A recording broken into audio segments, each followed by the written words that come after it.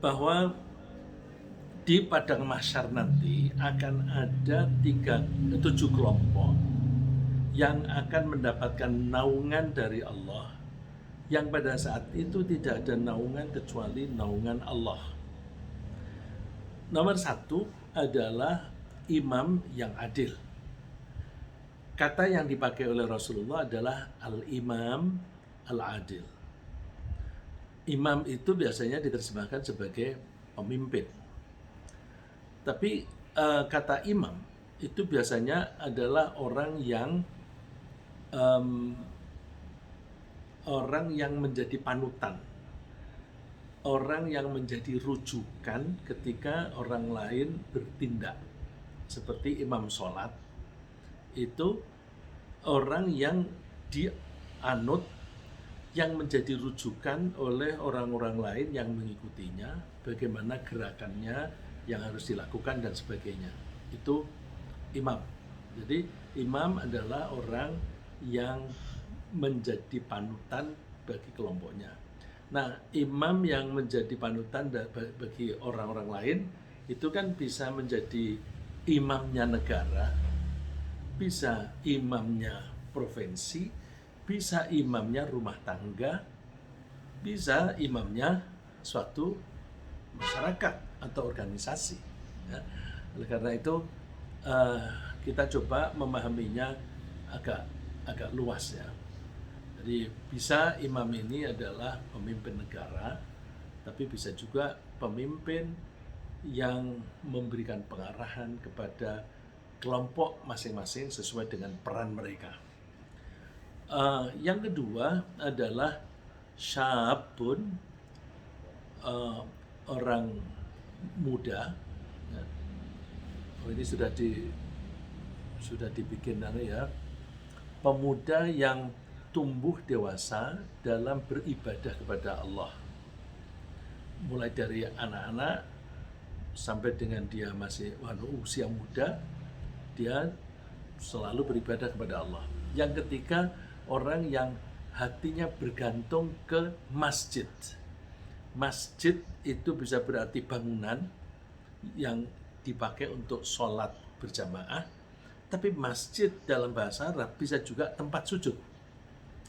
Jadi kalau diartikan sebagai masjid adalah orang-orang yang selalu ke masjid.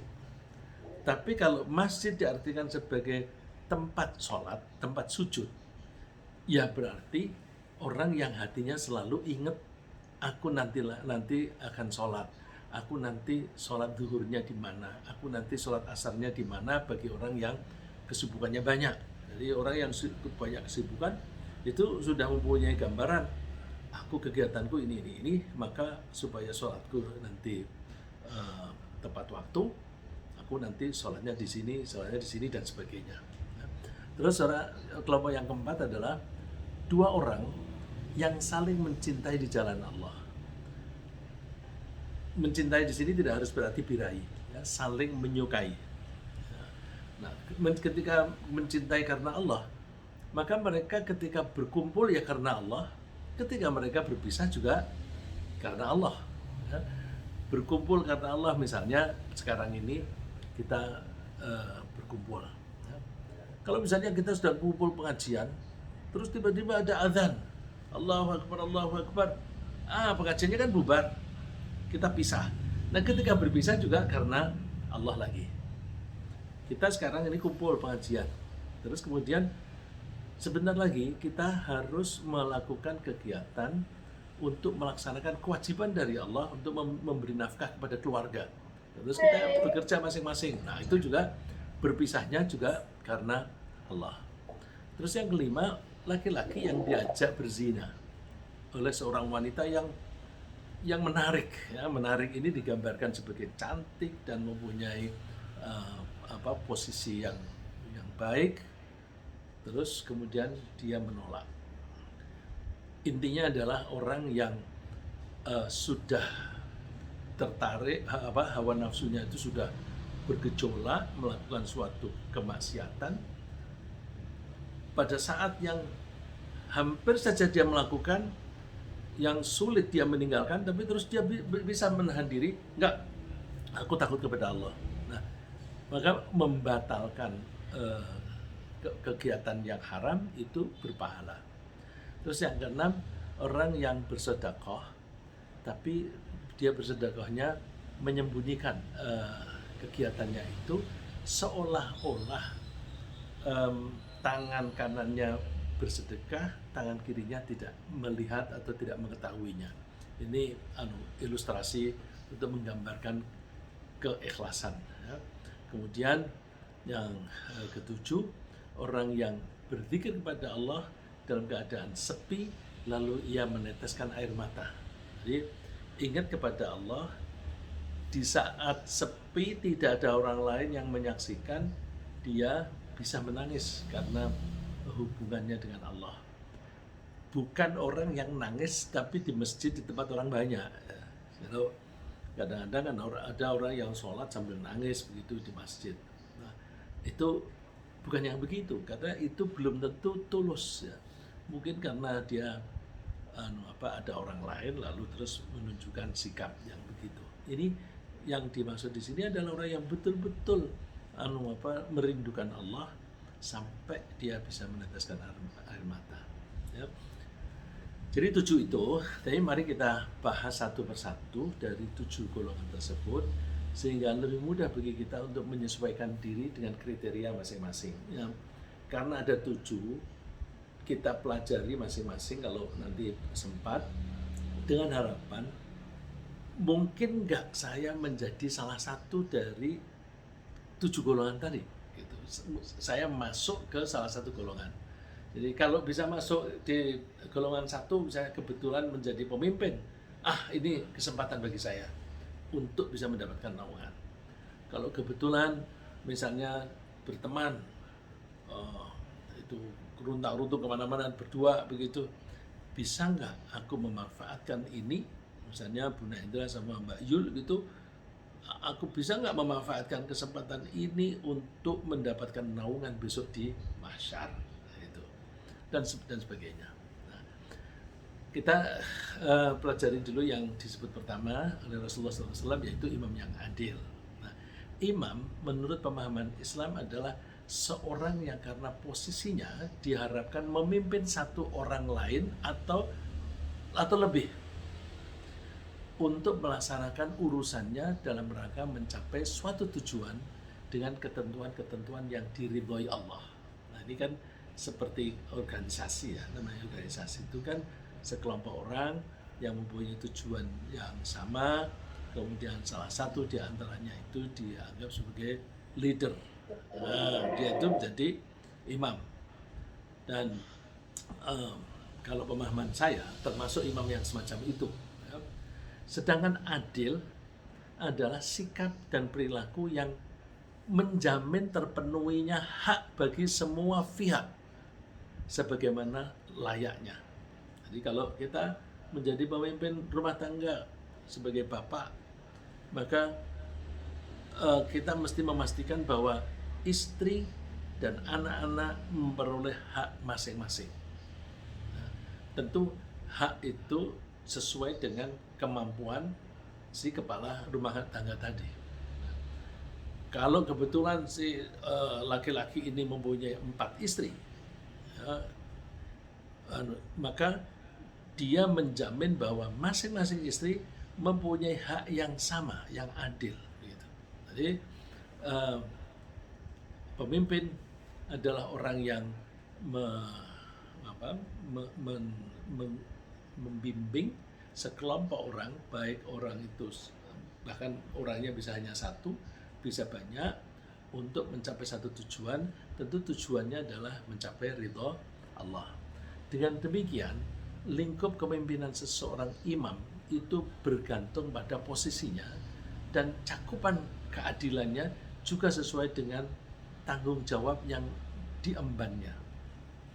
Misalnya, di suatu negara, imamnya itu ya dia harus berperilaku adil untuk seluruh rakyat, untuk seluruh golongan rakyatnya.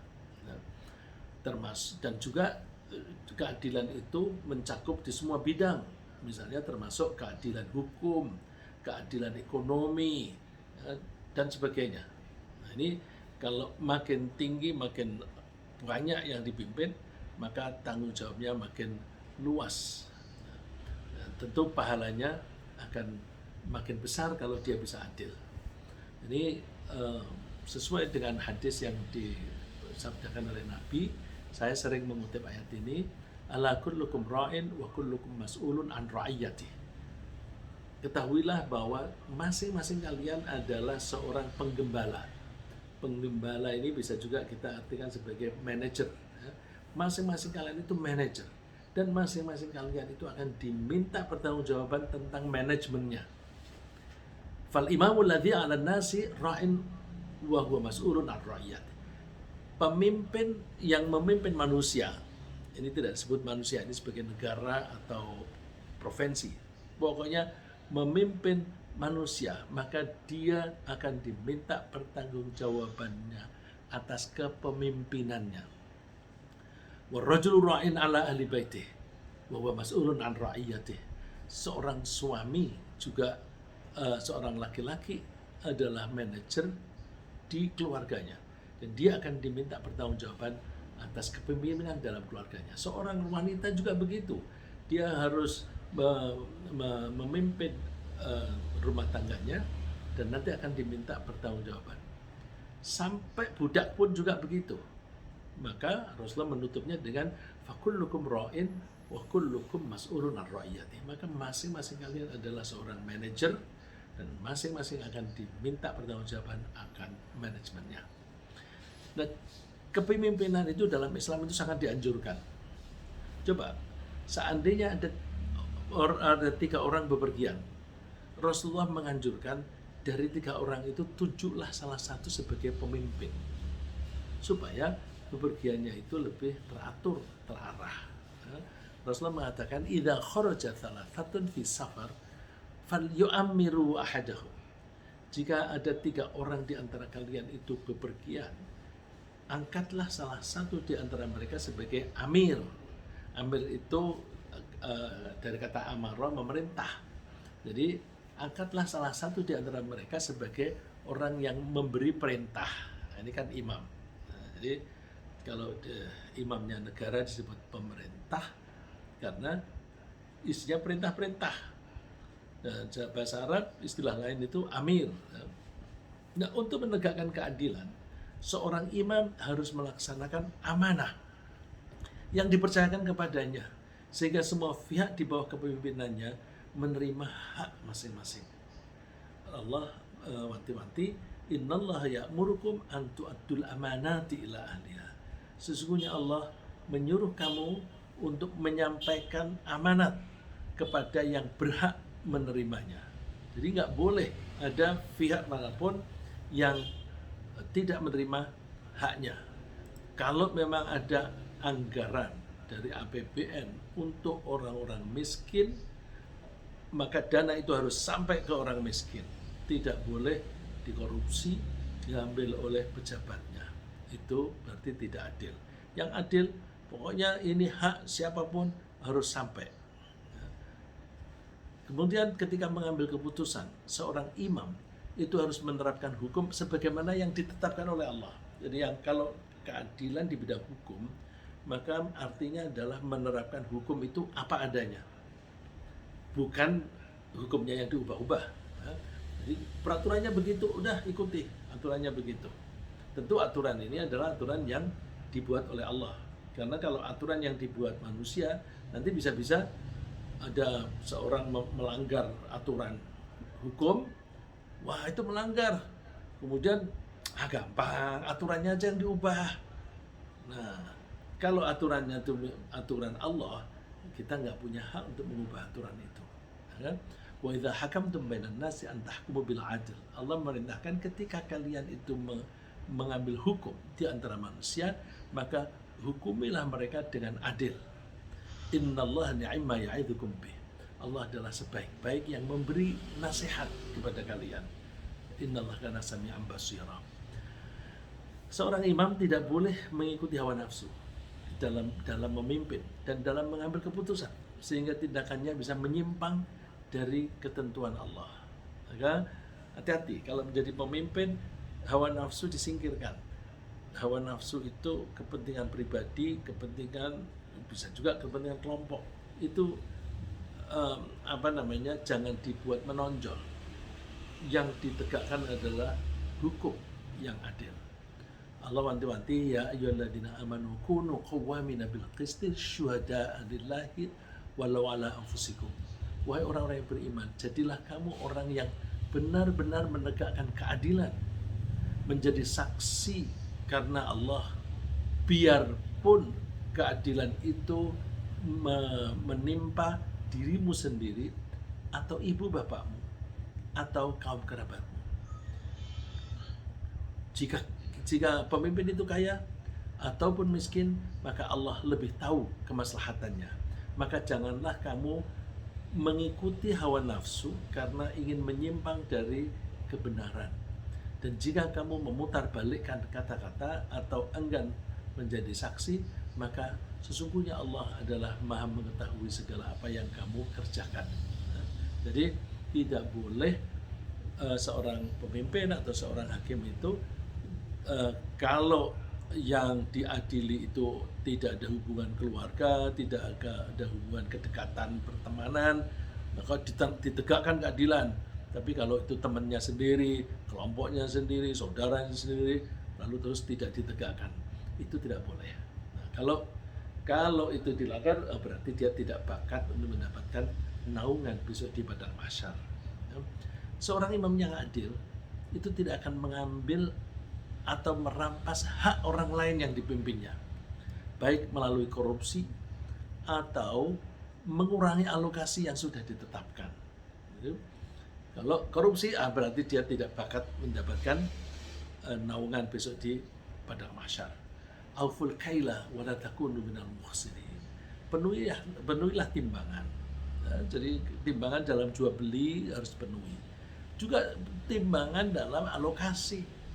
Memang sudah dialokasikan, mereka menerima. Seperti misalnya di Cianjur ada dana bantuan datang untuk orang-orang yang sengsara. Jangan diambil oleh orang-orang yang menyalurkan.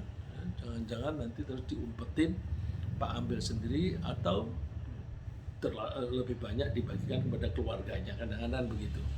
Wazinu bil qistasil mustaqim. Timbanglah. Kalau memang barang itu harus ditimbang, timbanglah dengan ketepatan. Jangan wala tabkhusun nasa asya'ahum, jangan mengurangi sedikit pun suatu apapun dari manusia. Kalau kamu melakukan itu, kalian berarti melakukan kerusakan. Wala ta'thaw fil ardi mufsidin. Kalian jangan melakukan kerusakan di muka bumi. Lagi, seorang imam yang adil itu tidak akan mau disogok. Karena pihak yang ingin orang yang adil atau pemimpin yang adil itu tidak mau disogok, tidak mau dipengaruhi oleh sogokan, oleh orang yang ingin memenangkan tender misalnya. Tender suatu proyek, meskipun tawarannya tidak tawaran orang yang mau melamar proyek tadi itu tidak memenuhi kriteria yang ditentukan. Biasanya orang yang nyogok itu kan karena tahu bahwa yang dia tawarkan itu tidak akan bisa menang, karena misalnya harganya harus paling murah, kualitasnya harus yang paling bagus, kemudian waktunya juga yang paling tepat begitu. Nah, orang yang nyogok itu umumnya tidak bisa memenuhi itu. Karena apa? Sebagian dari keuntungan itu akan diberikan kepada pejabat yang disogok. Nah, karena itu akan diberikan kepada yang disogok, maka harus di mark up dulu, dinaikkan dulu harganya. Nah, kalau dinaikkan, berarti kalau itu fair, kalau itu tendernya adil, tentu tidak akan menang dia. Nah, berarti orang yang nyogok sama dengan merebut hak orang lain. Yang nyogok merebut hak orang lain melalui pengambil keputusan. Nah, pengambil keputusannya berarti dia pemimpin yang tidak memberikan amanat, tidak memberikan hak kepada pemiliknya. Maka Allah melarang itu, wala ta'kulu amwalakum bainakum bil batil. Kalian jangan makan harta di antara kalian dengan cara yang salah. Yang dicontohkan oleh Allah, wa tudru biha ilal hukam. Kalian menawarkan harta kepada pengambil keputusan. Litakulu fariqam min amwalin nas, agar kalian itu bisa makan atau mengambil sebagian dari harta orang lain yang seharusnya bisa memenangkan proyek itu orang lain, tapi diberikan kepada orang dekat ini. Nah, itu berarti merampas hak juga. Merampas bil ithmi, dengan dosa. Wa antum ta'lamun, padahal kalian tahu. Saya kira orang-orang yang korupsi itu pada tahu itu kalau itu melanggar, tapi mereka tetap jalani karena apa? Mengikuti hawa nafsu. Nah, misalnya contoh yang lingkup kecil, sebagai imam dalam rumah tangga, seorang suami yang berpoligami misalnya harus memperlakukan istri-istrinya secara seimbang, tidak berkecenderungan kepada salah satu dari mereka. Kalau saya ngomong poligami ini tidak berarti saya menganjurkan poligami, tapi kalau ada orang yang karena terpaksa atau karena suatu hal dia berpoligami, dia harus menerapkan keadilan seperti yang dianjurkan oleh Allah dan Rasul-Nya. Kalau bisa adil, maka suami itu akan mempunyai hak nilai yang hidup yang nyaman di akhirat. Man kanat lahum ra'atani famala ila ahad ihdahuma jaa yaumal qiyamati wasyiqquhu ma'il. Kalau ada seorang suami yang mempunyai 2 istri saja, lalu dia punya kecenderungan kepada salah satu dari 2 istri itu, besok di hari kiamat itu tampilnya itu tubuhnya miring. Nah, baru di padang mahsyar saja tubuhnya miring. Jadi kalau ada orang berjalannya miring, ini orang ini tidak adil ini terhadap istri. Nah, karena itu hati-hati kalau mau nikah lagi, timbang-timbang bisa nggak adil. Kalau nggak bisa adil, nggak usah kawin lagi. Nah, bagaimana kalau seorang bapak? Seorang bapak juga berperan sebagai imam bagi anak-anaknya, sehingga dia harus memperlakukan mereka dengan adil, termasuk ketika memberi hadiah dan menunjukkan kasih sayangnya. Ini ada cerita dari Nu'man bin Bashir. Dia bercerita bahwa bapaknya dia memberi dia suatu hadiah. Lalu ibunya Nu'man bertanya, ibunya itu namanya Amroh binti Rawaha. Ibunya bilang, aku nggak ridho karena kamu memberi Nu'man tapi saudara-saudaranya tidak kamu kasih. Aku nggak ridho. Kamu harus pergi ke Rasulullah, tanya kepada Rasulullah, caramu ini benar nggak? Untung suaminya ini nurut. Fa'ata Rasulullah, dia lalu berkunjung ke Nabi Muhammad SAW, lalu bercerita dengan membawa anaknya ini tadi. Anaknya Nu'man masih kecil. Bapaknya bilang, aku memberi anak ini satu pemberian, tapi istriku tidak bisa terima. Padahal ini anaknya dia juga. Dia bilang, aku harus menghadap ke Rasulullah, apakah cara ini boleh? Lalu Rasulullah bertanya, a'taita sa'ira waladik mithla hadha? Kamu berikan juga enggak yang sama seperti ini, yang serupa kepada saudara-saudaranya? Dijawab, lah, enggak Rasulullah. Lalu Rasulullah menasihati, fattaqullah, bertakwalah kamu kepada Allah. Wa'dilu baina auladikum, bersikap adillah di antara anak-anakmu. Karena dia orang yang baik, beriman dengan baik. Faraja'a faradda atiyatah, dia pulang membawa anak-anaknya tadi, Nu'man, bertemu dengan istrinya, lalu terus pemberian tadi diminta kembali.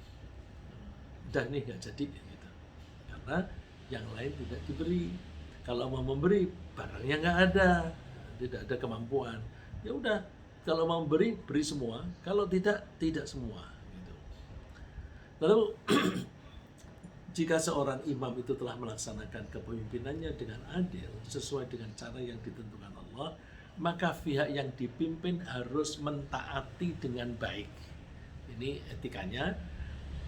Pemimpin harus adil, tapi kalau pemimpin sudah melaksanakan keadilan, yang dipimpin harus taat. Pesan Allah, ya ayyuhalladzina amanu atti'ullaha wa atti'ur rasulah wa ulil amri minkum. Hai orang yang beriman, taatilah Allah dan taatilah Rasulnya, dan juga ulil amri. Ulil amri itu orang yang mengurusi kamu. Yang mengurusi kamu itu bisa seorang pemimpin. Ya, biasanya ini diartikan sebagai pemimpin di bidangnya. Dan perintah ini ketika Rasulullah mengatakan taatilah Allah, taatilah utusanmu, kata taati diulang. Tapi ketika kepada pemimpin, Rasulullah tidak menyebut taati. Jadi artinya ketaatan kepada pemimpin itu harus sejalan dengan ketaatan kepada Allah dan Rasulnya. Artinya kalau pemimpin itu memerintahkan sesuatu kepada anak buahnya, kalau perintahnya itu sejalan dengan ajaran Allah dan Rasulnya, maka dia harus taat. Tapi kalau pemimpin menyuruh anak buahnya melakukan sesuatu yang bertentangan dengan Allah dan Rasulnya, tidak boleh taat. Jadi ketaatan kepada pemimpin itu harus dicek dulu kesejalan atau tidak dengan perintah Allah dan Rasulnya. Demikian pula makmum dalam sholat. Kalau imamnya benar, ya maka makmum harus mengikuti gerakan imam. Tapi imamnya harus yang memenuhi syarat rukunnya. Rasulullah mengatakan, innama ju'ilal imamu liyu'tamma bih. Imam itu dijadikan imam supaya dia diikuti. Fala takhtalifu alaih, maka kamu jangan menyelisihi imam. Contohnya kalau sholat, fa idza kabbara fakabbiru, kalau imamnya takbir Allahu akbar ya kamu takbir. Kalau imamnya rukuk, kamu rukuk. Nah, ini jadi kalau misalnya kita sholat, ini misalnya imamnya baca kunut, ya udah kita ikuti kunut. Terus kita sholat, imamnya tidak kunut, ya udah kita tidak usah kunut. Karena kita makmum harus mengikuti imam. Toh orang kunut sholatnya ya sah, orang tidak kunut sholatnya juga sah. Sama-sama sah. Maka kita tidak usah berselisih di situ. Ya, saya kira demikian ringkasnya, bahwa di hari kiamat semua orang akan dikumpulkan di mahsyar. Tiap orang akan diposisikan di dekat calon tempat tinggalnya. Calon tempat tinggalnya itu bisa surga atau neraka. Pemimpin yang adil akan memperoleh naungan di mahsyar. Indikasi pemimpin yang adil antara lain adalah dia melaksanakan amanah, benar dalam menerapkan hukum, tidak mengikuti hawa nafsu, tidak merampas hak orang lain, tidak mau disogok, dan adil terhadap istri, adil terhadap anak-anak. Demikian, semoga Allah menjadikan kita pemimpin yang adil di bidang kita masing-masing. Amin.